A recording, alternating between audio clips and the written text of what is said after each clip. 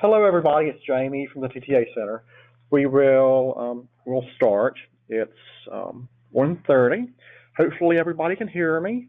If you have issues, technical issues, or cannot hear me, I'm not sure how you would hear to follow these directions, but please just type something in the chat box or the Q&A, and we're monitoring that.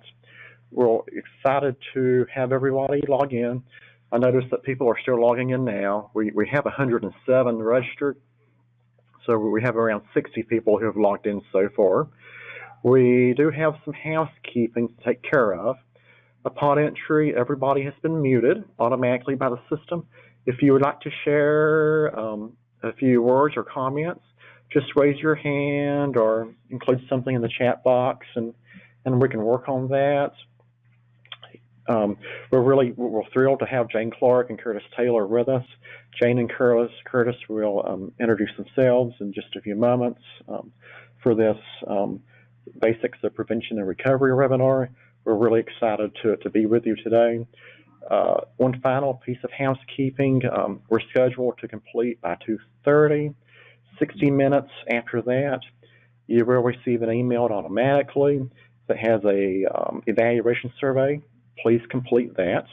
Also within the email will be links that includes the presentation slides from today and the recovery prevention document that can be accessed by everybody. Also, if you are really curious about the slides or the publication, those can be downloaded already right now under handouts within your GoToWebinar interface. In addition, this video of the webinar and all handouts will be automatically posted to the TTA Help Desk for future download and viewing at your pleasure anytime in the future. So that material is actually already posted online, except for the video, of course. It will take a couple of hours for us to process the video and upload that, but it should be uploaded by 5 p.m. So we're excited to have you. We will monitor the chat box and the Q&A box, and excited to be with you. And I will turn things over to Jane Clark. Thanks, Jamie. Hi, everybody. My name is Jane Clark, and I am a prevention consultant who does work with SAMHSA, which is our Federal Substance Abuse and Mental Health Services Administration, but I also do work with state and local agencies. I started my prevention career as a prevention specialist in Oklahoma and moved my way from specialist to program manager for the state office at that point, served as interim director for the state office in the prevention department, and then moved on to running the regional CAPT. It was called the CAPT at that point, the Centers for Applied Prevention Technologies, which was one of SAMHSA's 5 regional prevention offices. I was lucky enough to move to North Carolina after that and head up a local prevention agency. So prevention is definitely my thing. I have a lot of passion for it, and I hope that I can share that with you today. And next up is Curtis. Hello, everyone. My name is Curtis Taylor, and I am a person in long-term recovery. And what that means for me is that I have not used alcohol or any other substance in almost 16 years now. I'm currently serving as the executive director of the Alcohol Drug Council of North Carolina. One of our main functions is that we operate an information and referral hotline for any North Carolina citizen that is interested or seeking services for substance use disorders. And that includes everything from detox to treatment to recovery support services, housing, you name it. We have an extremely comprehensive database of service providers throughout the state, and we come to work every day with the intention of helping somebody. We are extremely excited this year as bringing together the prevention community and the recovery community is a major part of our scope of work. This is the first of 2 webinars, at least 2 webinars that we'll be conducting as it relates to this topic. And so it's also exciting to see such a diverse group of folks attending this webinar, and so we're excited about presenting this material. So thank you for being here with us today. We have, like Curtis said, quite a broad audience. Let me click on to the next slide. So before we get started, the presentation goals were we're really about using prevention messaging in recovery messaging. Keep in mind a couple of things as we go on today. First of all, this is a much, much bigger topic than we can fully address in just 1 hour. Wish we could, but it's going to be a much deeper conversation over time. So what we're doing today is starting to explore just the tip of the iceberg. Remember that the largest part of an iceberg is beneath the surface. So what we'll explore today is just the beginning of exploration of the much larger topic. Secondly, keep in mind that we do have a broad range of expertise in this audience. So, to expand upon that iceberg analogy, as experts, we wouldn't expect newcomers to jump right into the deep, and same with this topic. We have to establish kind of a shared baseline of knowledge. So we have experts in treatment and experts in recovery and experts in prevention, and some of the topics that we might touch on today will seem basic to you, but we have to start with that baseline for everybody because some of this information is new across the board. Thirdly, keep in mind that this seminar will not be an overview of specific action steps that you can follow. And abracadabra, now we're easily going to speak both prevention and recovery languages. I wish it was that simple. But before we can get to action steps, we really have to start with introductions and introductory sessions and conversations like we're doing here today. We're going to be covering concepts because looking at the concepts will help us lay the groundwork for the larger conversation over time. Discussing the concepts will help you set up a basic understanding about how both fields fit together, and we'll start taking those concepts forward together. Think about it this way. You'll be planting seeds in the discussion today that will help you generate your own questions and your own perspectives to help us, all of us, further this conversation. Another thing to think about is thinking about it this way. We have, in watching the numbers climb for attendance this morning, basically it's like we're in a foreign language class. We have some expert French speakers, we'll say those are the preventionists, and we have expert Spanish speakers, and those are our recovery professionals, and we even have expert Portuguese speakers, and so those are our treatment providers and educators and so on. So all of those are similar languages, and they even have some similar words, but ultimately they are different languages. So please be patient as all of us here today are learning concepts that are new to some but not to others. Just like when you learn a new foreign language, you have to start with basic vocabulary. And from that basic vocabulary, you learn how to create sentences, and from those sentences, you can start talking about concepts. And once you get to talk about the concepts, then you're really establishing clear communication. So today is kind of step one in that process. And on that note, let's go ahead and move into the basics. So prevention is several things. It's a profession, it's a field of study, it's a mindset, and it's also actions taken. As a profession, it takes many forms, such as classroom-based teaching, community organizing around a cause, legislative advocacy for policy changes. Prevention as a field of study is most commonly recognized from a medical model. So think about childhood immunizations. They're a great example of prevention research that's put into prevention action. Prevention as a mindset focuses on identifying a cause of a problem and then eliminating or minimizing it. So just at a really basic level, prevention as a mindset in my home environment looks like this. My kiddo runs late every single morning. He has for years. The prevention mindset means that I learned how to have him prep his clothes and his lunch and his backpack the night before. So that's an example of the mindset approach. In terms of prevention as actions taken, think about it this way. If you have a behavioral diagnosis, behavioral diagnosis is meant as a medical treatment. And then medical interventions help you to eliminate the need to self-medicate. So in terms of actions, if you have a friend who has a substance use disorder and you learned that he began self-medicating as a teenager, to get to the cause of it, you might ask, what is the need to self-medicate? Well, it turns out it could be this undiagnosed behavioral health issue.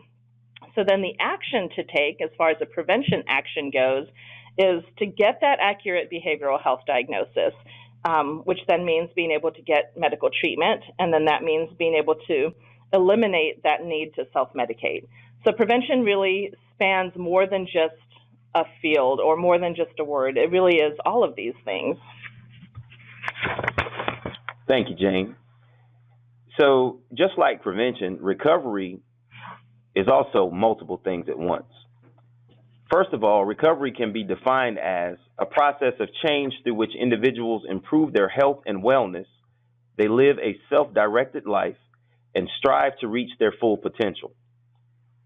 Recovery as a profession includes things like counseling, psychiatry, and of course, peer support. As a field of study, recovery is also known as addiction science. The National Institute on Drug Abuse, or NIDA, states that we believe that increased understanding of the basics of addiction will empower people to make informed choices in their own lives, adopt science-based policies and programs that reduce substance misuse in their communities, and also support scientific research that improves the nation's well-being. Recovery as a mindset focuses on the fact that there are multiple pathways to recovery. Solutions to sustain recovery are customized to every individual. There are several combinations of support options, and each person finds their own unique path. There is no one-size-fits-all recovery. Recovery as action items refers to the setting and accomplishment of goals. Recovery also involves finding new and creative ways to nourish and enrich one's life in a healthy manner. Thank you. Yes, ma'am. So moving on, we're going to talk about those definitions. Curtis just touched on it a little bit. SAMHSA has definitions of prevention. There are also definitions of recovery. And over the next two slides, we're going to look at the actual definition. And what we need you to do from the audience side is look for similarities and or differences between those definitions. So first up is the prevention definition. Prevention is a proactive process. It empowers individuals and systems to meet the challenges of life events and transitions by creating and reinforcing conditions that promote healthy behaviors and lifestyles. So then we go to the recovery definition. And as I said before, recovery can be defined as a process of change through which individuals improve their health and wellness, live a self-directed life, and strive to reach their full potential.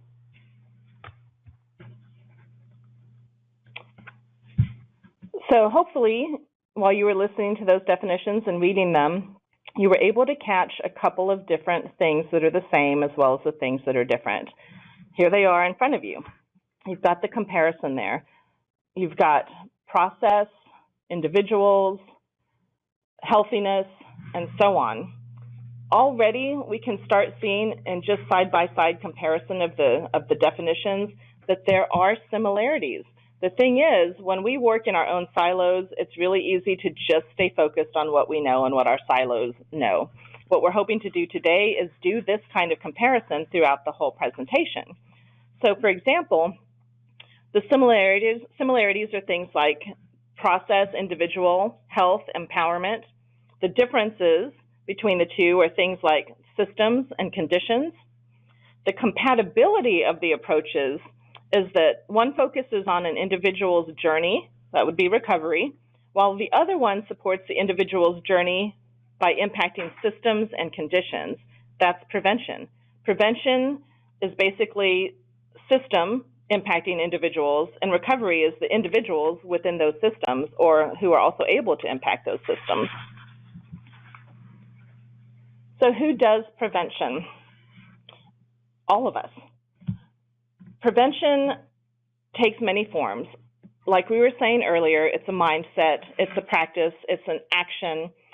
As a parent, you're doing prevention when you talk to your children about what your expectations are. You don't even necessarily have to start talking about substance use yet. You can just say, you know, my hope for you is when you go to school and you face peer pressure that you know that you can be your own person.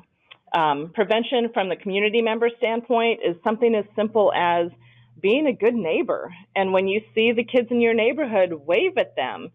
That starts establishing a bond to their community. And that kind of bond creates a protective factor or a protective net.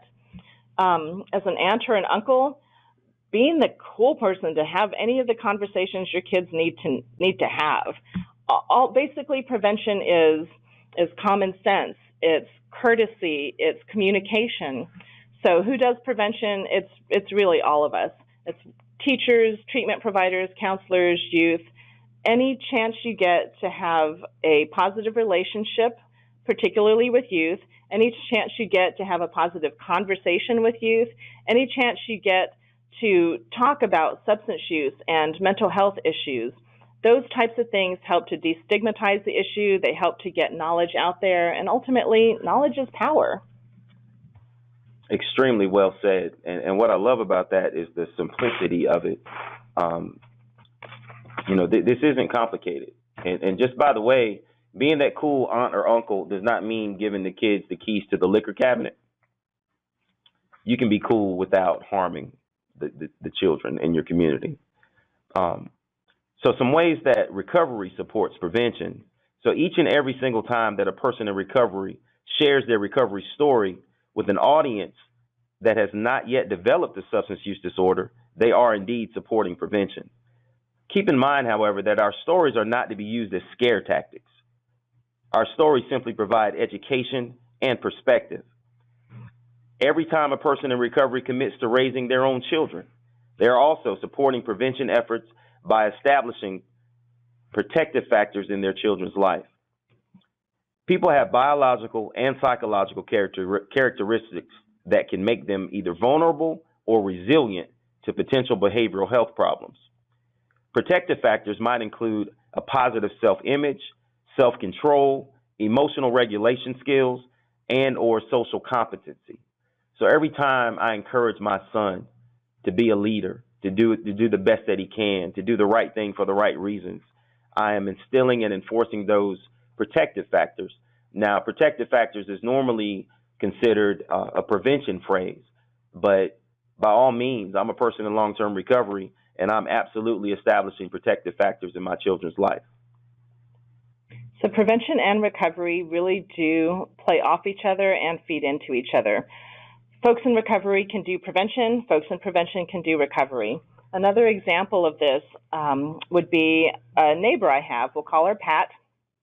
Pat knows the kind of job that I do and knows that I do a lot of anti-stigma work. And I think this helped set up a comfort level for her to come to me and say, I'm struggling with prescription drugs. And this was something that's been going on for years. She'd never talked to anyone else about it, but just by luck and by grace and by circumstance, she came to me with this.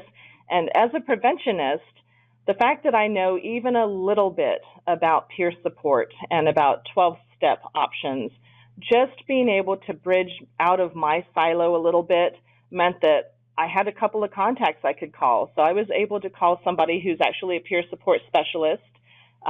She was open to having that conversation. That started her recovery journey. And my role as a preventionist in that was connecting her to somebody who's actually an expert in recovery. But then it came back full circle into prevention because we're doing prevention for her kids. Them recognizing that she was reaching out for help and looking for interventions and looking for a new path to wellness helps them make different decisions for their future. And that's prevention in action. So how do we promote prevention and recovery stories? And how do we promote recovery by doing this? Well, we've already covered some basics, so now we need to look at how to incorporate and integrate those basics into a storytelling method and incorporating it into our ability to describe the links between recovery and prevention. So SAMHSA has 6 strategies that they use for prevention work: information dissemination, education, alternatives, problem identification and referral, community-based processes, and environmental strategies. So while there are 6 strategies, for today's talk, we're just going to focus on 3. We're going to talk about age of onset, which can also be thought of as school-based prevention, which can also be thought of as an education strategy. We're also going to talk about family and community attitudes about substance use, and that can be thought of in terms of environmental prevention strategies. And then we're going to talk about community involvement. That can also be thought of as community-based processes or as coalition work.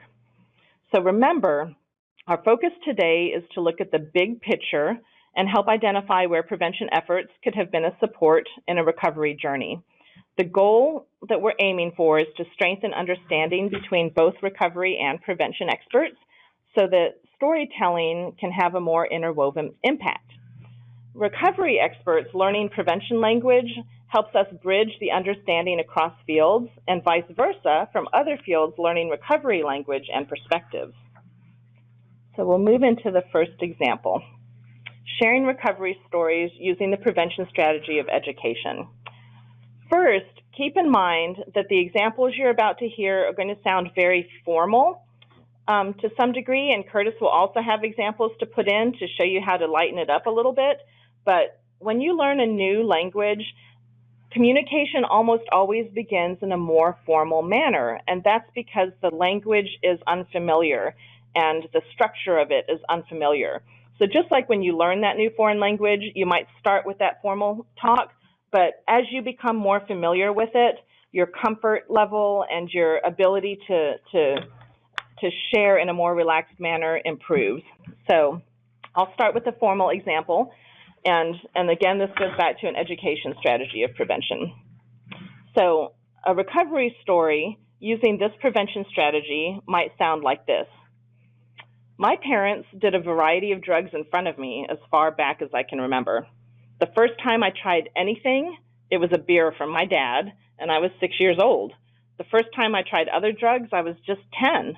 So looking back now, I can understand how prevention classes, which you can sometimes see done in parenting classes or sometimes they're done in school settings, those prevention classes could have planted seeds for wellness early on.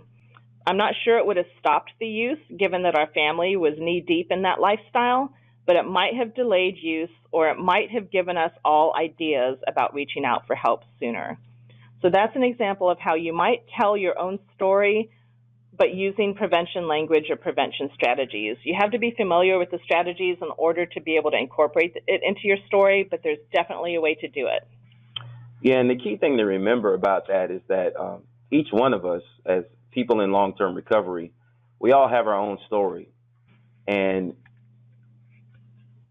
But for the most part, when we look back, if there was any way, any intervention, any strategy, any piece of information that could have been disseminated that could have delayed that first use.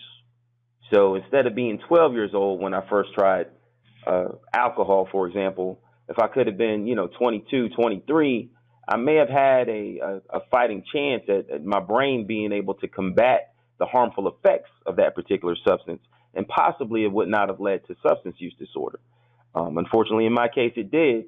But, now that I'm in recovery and able to share my journey with others, then I feel obligated to do anything and everything that I can, especially using evidence-based strategies from the prevention world in order to help, young kids today not experience those same pitfalls. So I will give an example of the environmental aspect of prevention and applying it to a recovery story.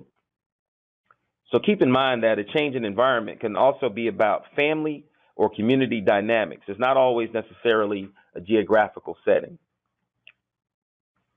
So the story could sound something like this.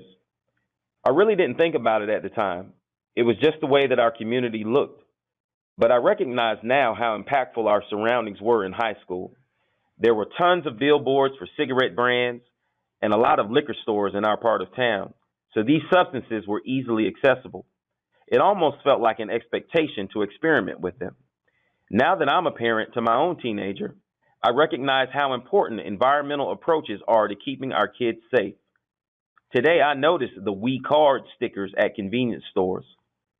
I notice how cigarettes are kept behind the counter. Even these small changes have a bigger impact than we could ever know because they help prevent early and easy access to these substances.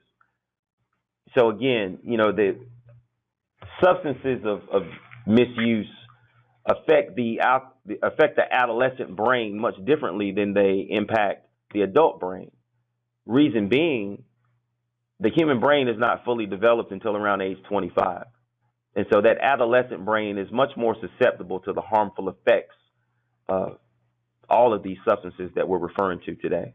So if we can delay that age of onset, whether it's through education or environmental changes, then we should absolutely do so. Oftentimes when you hear the word environmental strategies, especially outside of the field of prevention, people automatically think of things like Greenpeace. So like Curtis was saying, environment is not just the geography, it's just your surroundings. We're impacted every day in many ways. Think about the t-shirts you see that advertise sodas or clothing brands, or think about the billboards you see driving down the road and what they advertise. The environment around us really does have impact. And unfortunately, as many of us in this field know, there's never enough money for treatment or prevention or recovery. And part of the reason behind this conversation today is that there is power in numbers. As we learn more about each other's languages and more about each other's processes and fields of expertise, the more we're able to work together to tell these stories that help advance our cause. So to use another example of prevention strategies within a recovery story, let's go with the community-based process example. And again, I apologize for the formality of it. This is just about learning the language and being able to start fitting it into your own story. So one example of how a community-based story would look like is, say, part of what was appealing to me is that drug use, substance use, partying, it gave my friends and me something to do. We lived in a rural community where everyone knew everyone else's business, so us kids couldn't just party in town. The funny thing is that the whole town still knew that the high schoolers would be out drinking out at the lake at the bonfire parties every weekend. It's really like it was expected for us to do that as a rite of passage. I had never heard of a coalition until I entered recovery and started volunteering in my community. Something I learned from being on a drug-free coalition is that it's something I wish people in my hometown had understood or known about when I was a kid, because community attitudes, they impact your kids, and they impact community involvement in the types of lives that your kids are living. If my community had been more aware of the need for prevention and how easy it would be to prevent us from getting into some of the trouble we were getting into, it was as simple as a mindset change for them.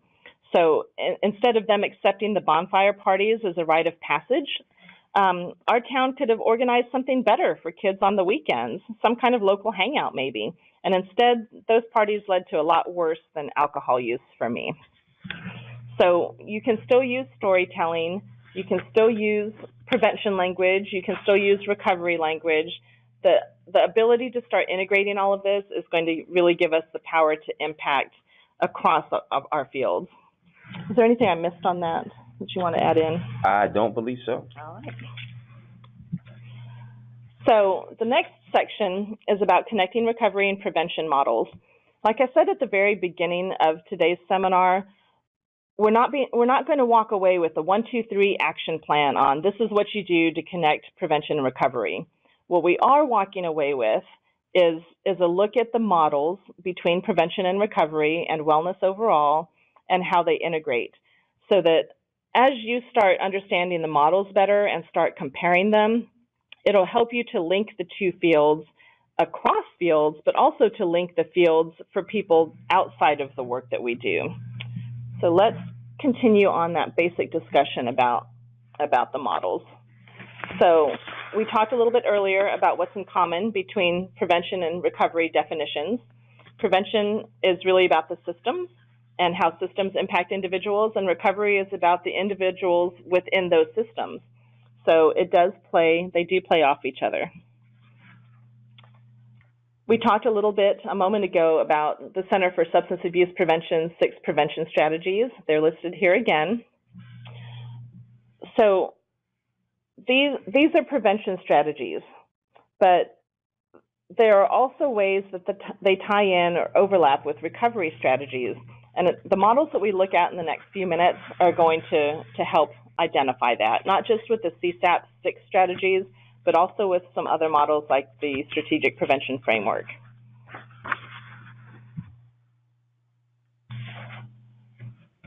So those of you that are familiar with the Substance Abuse and Mental Health Services Administration know that they love models. Luckily for us, they also make them visual. And luckily for us, they exist because knowing that they're out there then puts the responsibility on us to start learning them. And the responsibility then from learning them is starting to make the connections that we're doing here today. So remember that wellness is not an absence of illness or stress. You can still strive for wellness even if you're experiencing those challenges in your life. Making the 8 dimensions of wellness part of your daily life can improve mental and physical health for people with mental and substance use disorders.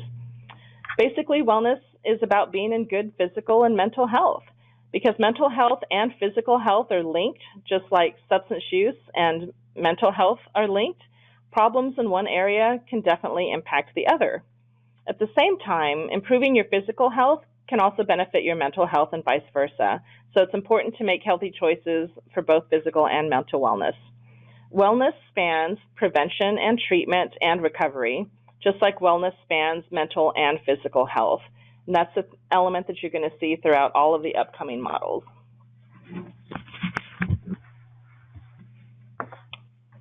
So SAMHSA has a model specific to recovery. Yes, it does. And this model includes 10 guiding principles of recovery.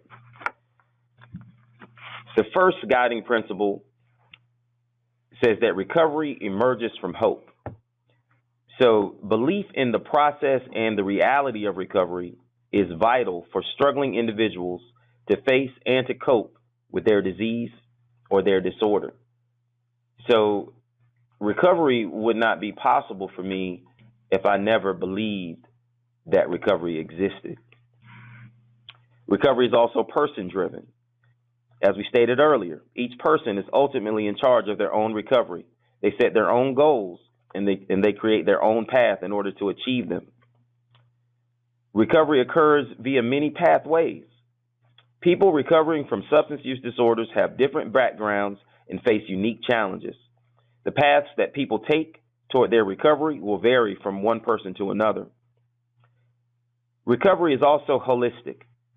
In order for long-term recovery to take root, a person must address every aspect of their life, everything from mental and physical health to income and housing to seeking support and maintaining medication if needed. Recovery is supported by peers and allies.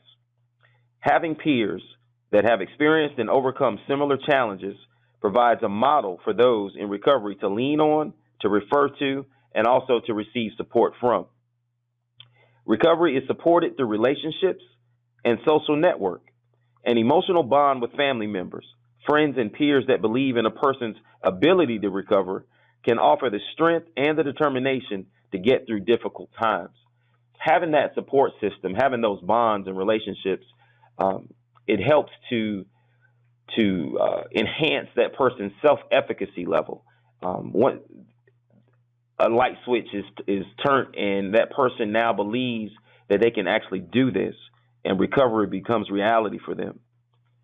Recovery is culturally based and influenced. Services for recovery must consider an individual's unique cultural beliefs, values, and traditions.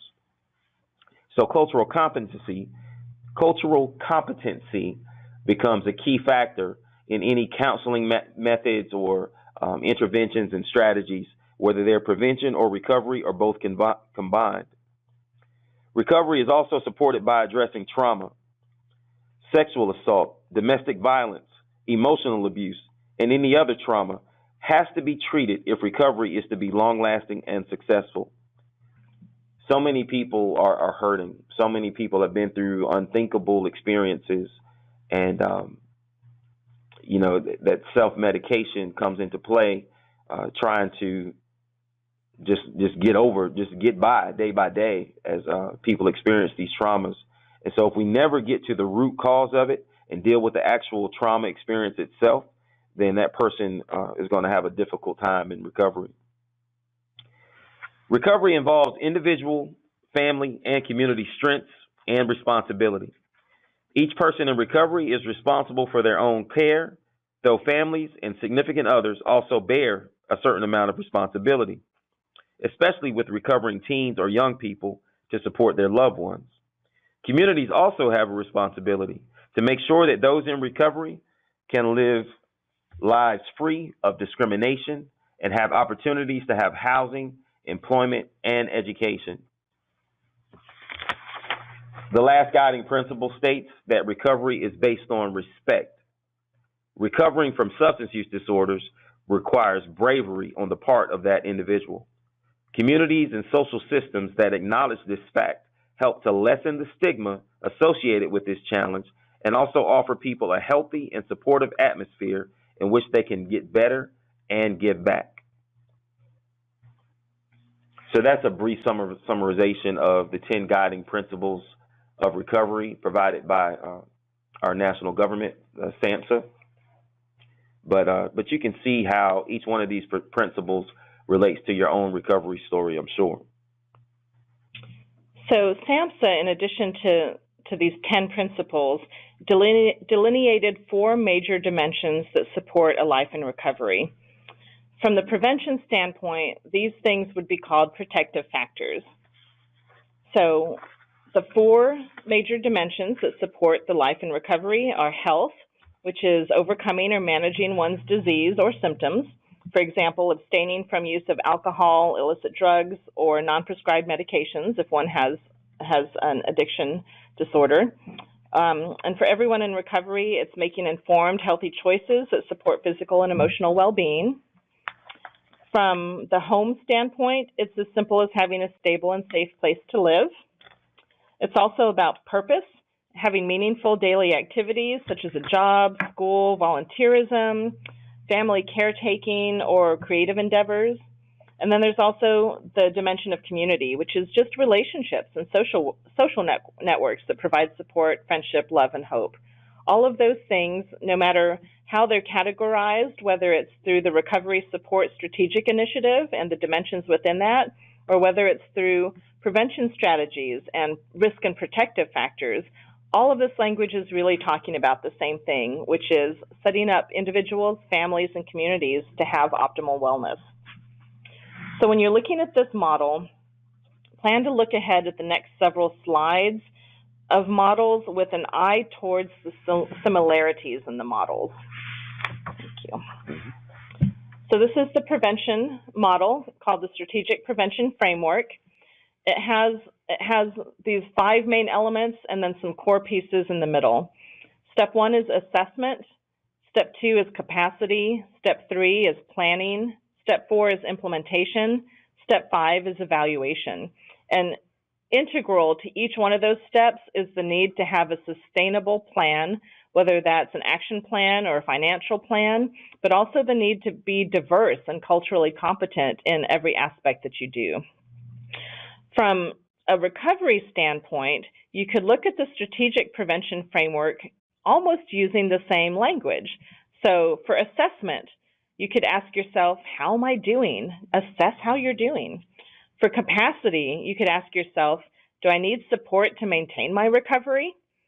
For the planning step, you could then say, well, if I do need support to maintain my recovery, what plans do I need to put in place for that support? And then you could go to the implementation step, which is, am I working my plan? And then evaluation looks like the simple question of, is my plan working? That's a look at how you can apply the strategic prevention framework at an individual level from a recovery standpoint, but you could also look at it from a systems level in a recovery standpoint.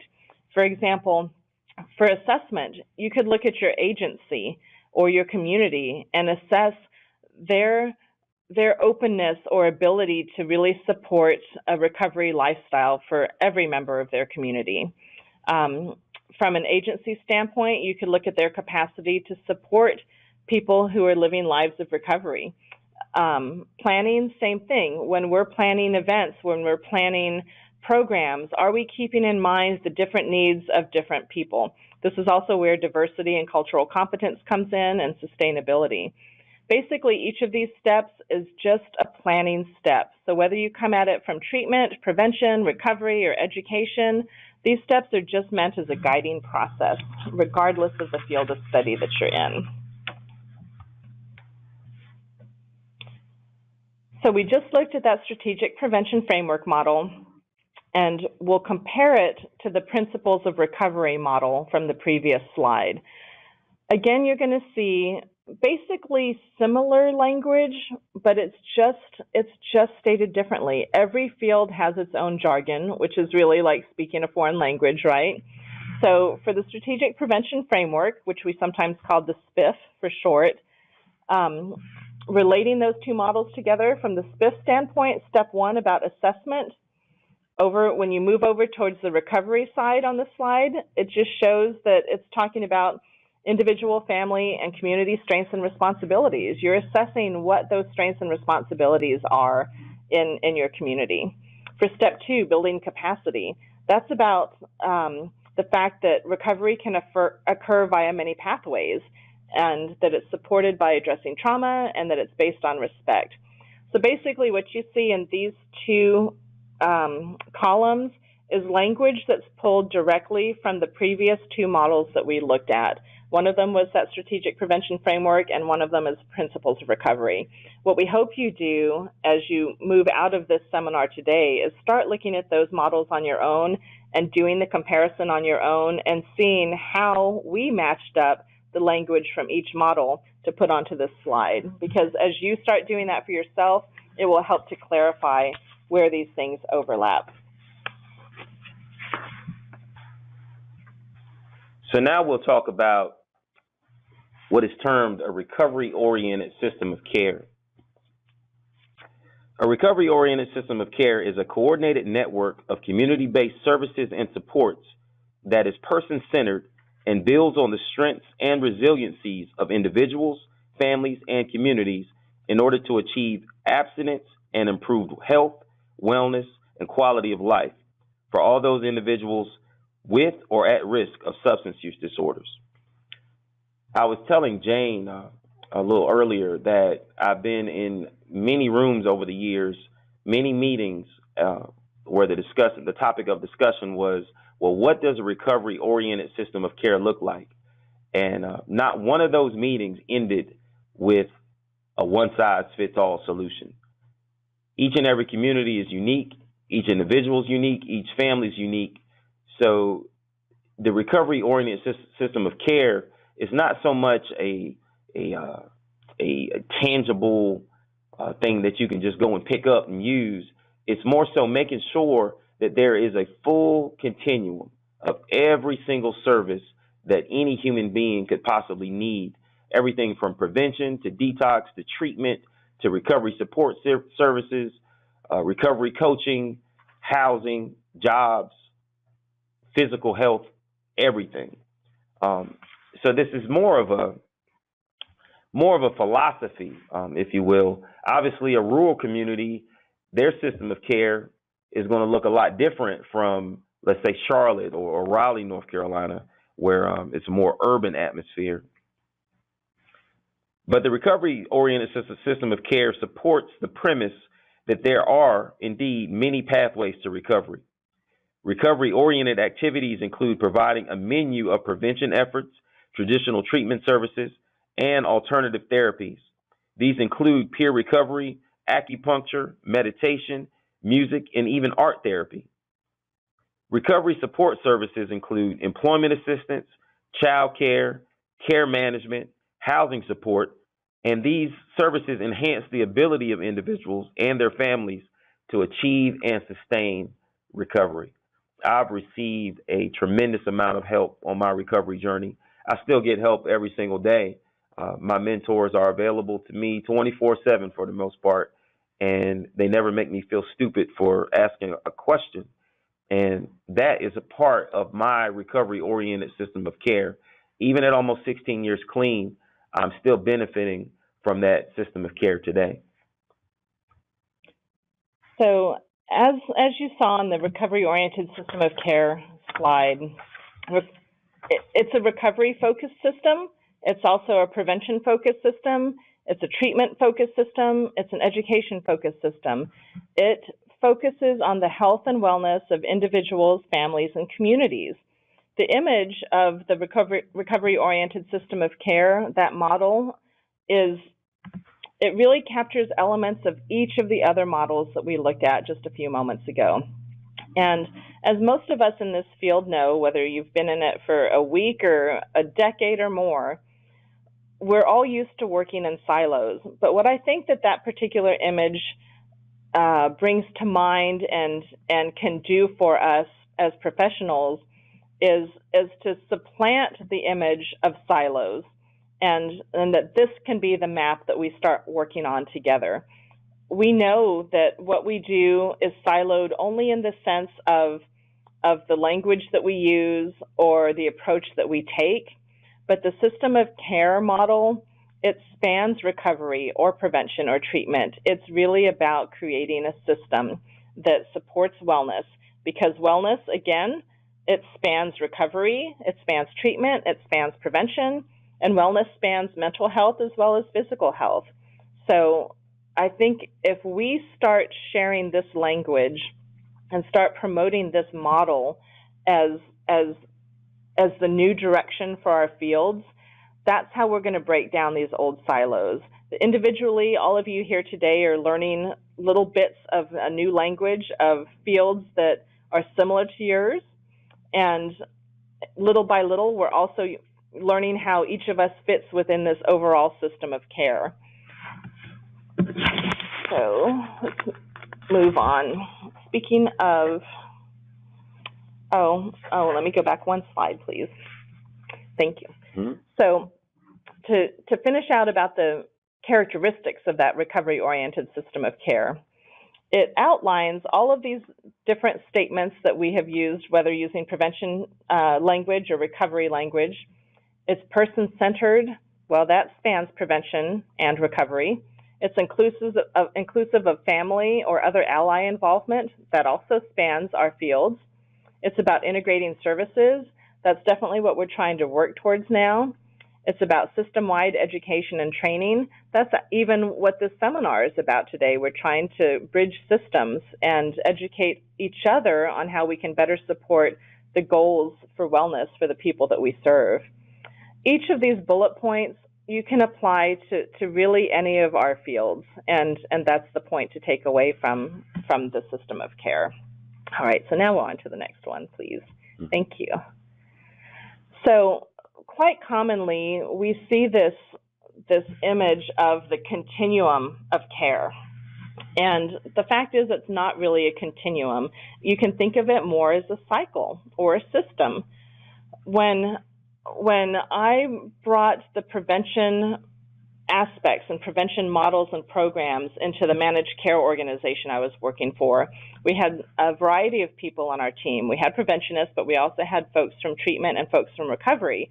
And a really common conversation that came up within that first year of trying to integrate the systems was, recovery is too late. It's too late to do prevention. Well, it's only too late if you look at it as a continuum, as a linear, with a set starting point and a set ending point.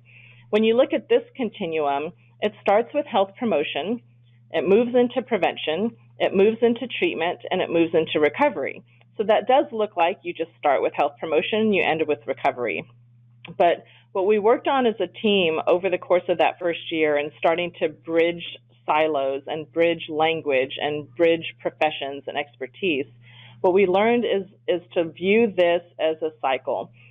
I can be in recovery and doing prevention for the people around me. The very fact that I choose recovery means that I am providing prevention to my children, to my grandchildren, to my nieces or nephews, or even to the neighbors.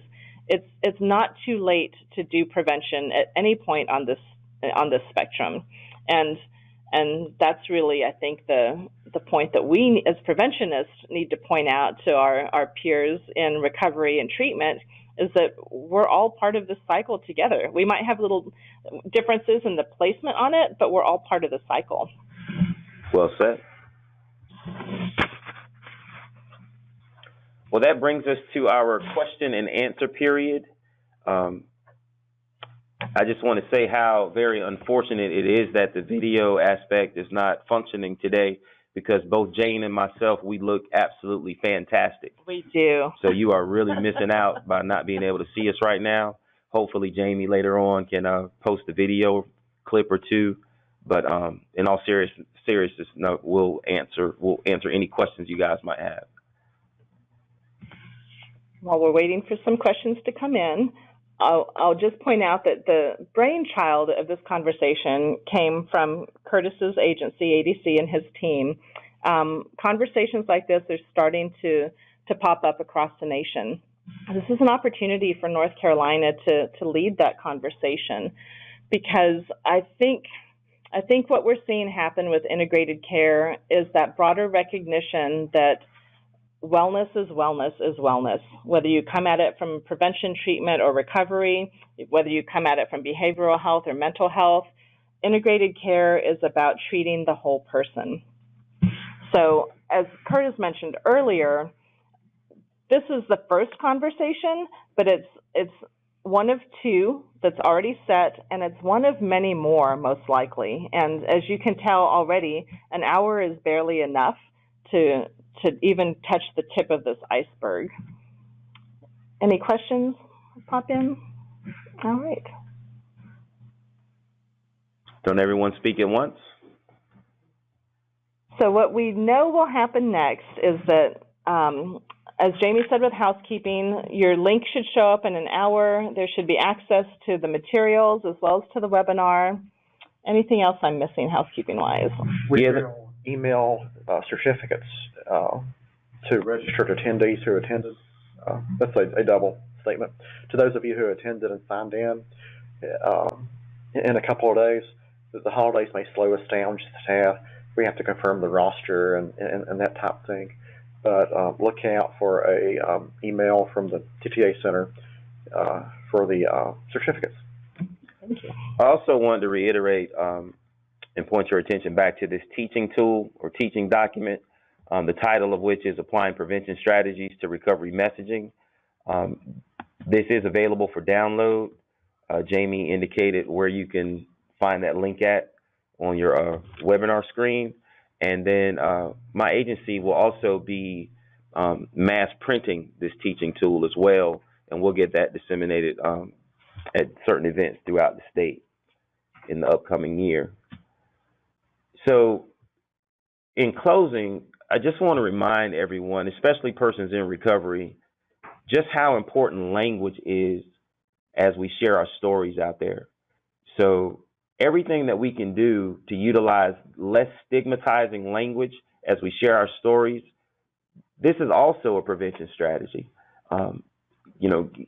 Eliminating stigma is an essential aspect of helping people find and sustain and thrive in recovery. If we want people in recovery to have the ability to get good housing, to get to apply for good jobs, to live their life to the fullest, then we need to do everything in our power to take away the stigma, and that starts with the language that we use. So thanks again for logging in, everybody. Again, remember, this is a broad overview. It's an exploration of models, and it's exploring the tip of the iceberg, because there is so much between our fields that we can start pulling together, and we really appreciate you all being part of this initial conversation so we can make this partnership a reality across our state. Thanks for logging in. Thank you, everyone.